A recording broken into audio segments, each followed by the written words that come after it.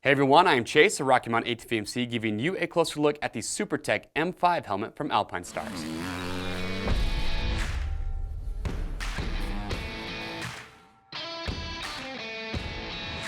All right everyone, thanks for checking in. Today we're giving you a closer look at the new Supertech M5 helmet from Alpinestars. This is a brand new helmet from these guys. This is their new mid-level price point helmet.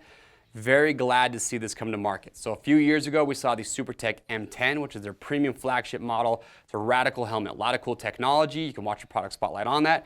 That helmet, though, is around that $600 price mark. Later on, they came out with the M8, which is almost the exact same helmet, just a little bit less carbon fiber in the shell construction. That one starts out as around that $500 price point, but now you have the M5. And the M5 comes in well under $300. You're about $230 to $260 depending on color options. But what's nice though is that looking at it, you can see it looks very similar to the M10 and the M8. I know there's a lot of riders that love that helmet. They want it, but it's just a little bit out of their price reach. So now you have an affordable option that looks very similar. It's not the exact same. We'll give you a little side-by-side shot here. There are some differences, but if you were wearing the M5 out riding, chances are riders aren't going to know which one of these helmets you're wearing until they're very up close to you. So now you have an option to get a great looking helmet with a lot of cool safety features at a much lower price point. And what's cool is that they didn't just take an inexpensive option that looks similar and say, here you go. No, there's a lot of cool technology built into this. I had a lengthy phone conversation with the people at Alpinestars, and they did a lot to make this as safe as possible at this price point, and that's what we're going to talk about. So before we dive in and we talk about that, let's just talk about fit real quick.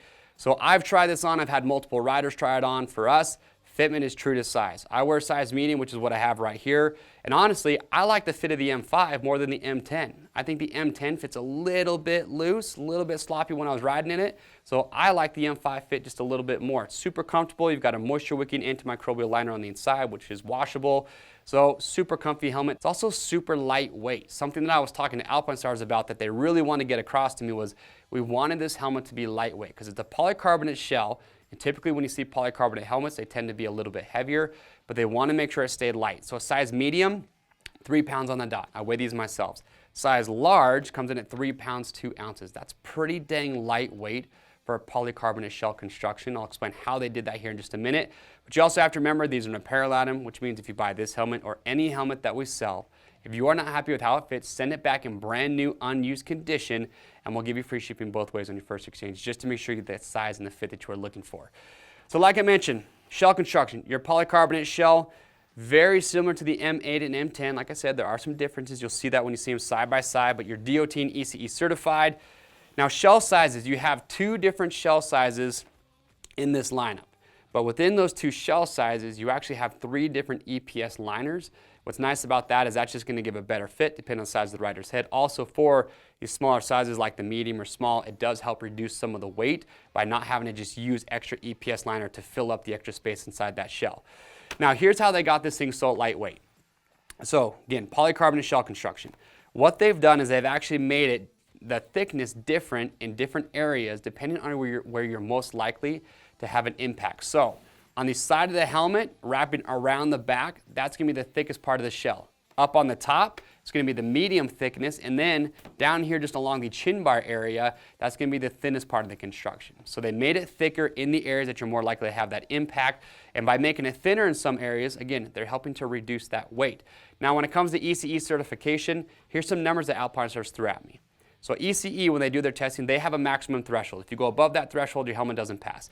So with this helmet, Alpinestars is saying that it comes 33% below the maximum threshold. So it passes that with flying colors. Also with the FIM, FIM has their safety standards that you have to pass, and this comes in at 56% below that FIM standard as well. So again, they did a lot to make this as safe as possible. But here's what's cool though. I know when I talk about how they made it thinner in some areas that might worry some people, don't let it, because what they actually have is a nylon fiberglass shield, is what they call it, that goes between the actual shell and the EPS liner. And what that does, it adds to the strength of the helmet, but it's super, super lightweight, so it's really not adding a lot of weight to the helmet. So by using less of the polycarbonate material, but using that shield, again, you're maintaining the strength, but keeping the helmet lightweight. Pretty cool what they've done there. As far as the visor goes, you do have an emergency release system with this, which is pretty nice. Again, with any visor, the the goal is if you do have a crash, you do not want this to add any forces to the rider's head or neck. So in the event that you do have a crash, it's designed to break away. How this works is pretty slick. This is the same design that they have on the M8 and the M10. So I'll just pop it off real quick. And there you can see that you have kind of these little rivets here underneath the visor. And this visor actually does have a lot of flex to it as well, which is nice. And then here on the top of the helmet, you can see where that attaches. So very easy to put back on here. And what I like about that too is not only does this break away, which is a safety feature, but if you do go down and break this off, chances are you're not going to actually break the visor. So you can literally, in just a few seconds, pop it back on. You can start go riding again. It is a fixed visor. It's not adjustable. Some riders do like that. Some don't. For me, honestly, it's not a big deal. As long as the visor is low enough that it does what a visor should do, which is block the sun and the roost, I'm going to be okay with it. Now, as far as venting goes, really cool here. You've got a lot of venting in the helmet. The M8 and the M10 do a great job with that. They did not skimp when it comes to the venting on the M5, so you're going to get a lot of airflow coming through here. Also, this helmet is hydration ready. So a feature that we saw with the M8 and the M10 is that you could route a sip tube underneath the cheek pad in the shell. Well, it's not going to be the exact same, but they still give you an option to route a sip tube on this helmet. So actually right here, pull these out for you.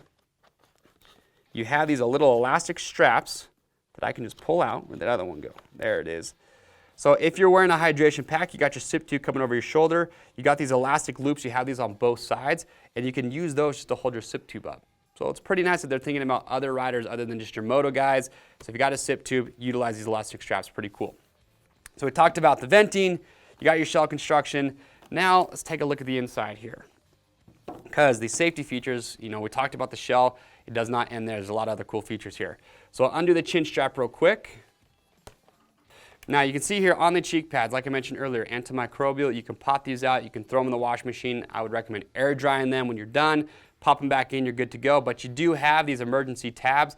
So when the rider goes down, if you're trying to get the cheek pads out, you can just use these tabs. You can grab those to pull the cheek pads out. Here's my one little nitpick that I have with the M5, is that with these emergency tabs here, it takes quite a bit of force to get these cheek pads to pop out. And you notice that there's two rivets here on the front of the cheek pad. Typically, let me pull that out a little bit more. So on that cheek pad, you can see you've got these two rivets up here in the front. Typically with most helmets, what I see is they'll just have one up here. So it just takes quite a bit of force to get this to pop out. And also with that tab, if you have this helmet, keep in mind, you don't want to pull just straight down on that to get the cheek pad to pop out. You want to pull down and in towards the inside of the helmet. Otherwise, you do risk actually tearing that. So just keep that in mind if you do get one of these. So we'll pop out the other cheek pad real quick. All right, we'll pop out our liner. All right. Here's what's cool about this. When it comes to impact protection, they've done a lot here. You're not going to be able to see it, but the EPS liner inside this helmet has 5 different densities. So you've got 5 different spots where they have different liners in there, and the purpose for that is they want to make it more dense, where you're going to have more, or where you're more likely to have those bigger impacts, and then it's not going to be as dense in certain areas of the helmet. Again, trying to keep the helmet lightweight, but also optimizing where you're going to put that EPS liner. So you've actually got what you call a dual density. You got 2 different density liners up here towards the top, and then you can see just throughout the helmet, show you a little graphic. There's a lot of other different locations where they put different densities. Again, they're just trying to optimize it because you don't want to take the same density that you might put at the top of the helmet and put it on the side, just because, the head's a little bit different depending on where you hit it. So you can optimize the amount of absorption that you can get from that EPS liner depending on where you put it. So again, 5 different densities with the EPS liner. And also, so I was talking to the guys and I said, hey, you guys didn't do the MIPS system that you have on the M8 or the M10. And they said, well, we actually did something different with the M5. And here's what they did. So when we talk about rotational energy, that's a big emphasis that manufacturers are putting on helmets now. In any case, when you have a crash, you want the rider's head to be able to slip or rotate inside the helmet to help mitigate those rotational forces.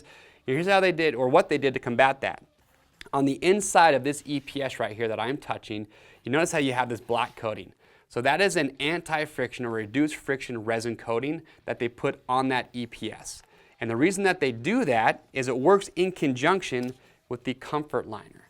So when you look at the comfort liner, you'll notice that right here in the front, you've also got it here in the back, that this is designed to have about 5 to 8 millimeters of stretch there. So you've got that stretch there. You've also got it here in the back. So the purpose for that is that by using that low friction surface with that coating on the EPS and having that stretch on the liner, you're essentially allowing this to flex or stretch inside the helmet, so the rider's head is going to move within the helmet itself. Again, that's just to help mitigate those rotational forces. A lot of riders are familiar with MIPS, so it's really the same concept, just done a little bit differently. So it's pretty unique what they've done there. And that is it. That is the new Supertech M5 helmet from Alpinestars. Again, I love to see this helmet, well under the $300 price point. It's affordable. It looks just like the M8 and the M10. A lot of cool safety features built in. So if you've been looking at that helmet, you just haven't pulled the trigger yet because maybe the price is a little bit out of your range, well, now you have a much more affordable option. If you have questions or comments, we want to get those answered, so make sure to leave those below. To pick one of these up and see all the different colorways that we offer, click on the link or head over to RockyMountainATVMC.com. And remember, orders over $75 ship free. If you guys like this product spotlight, get subscribed to the Rocky Mountain YouTube channel because we have a lot more just like it. I am Chase, and we'll see you on the trails.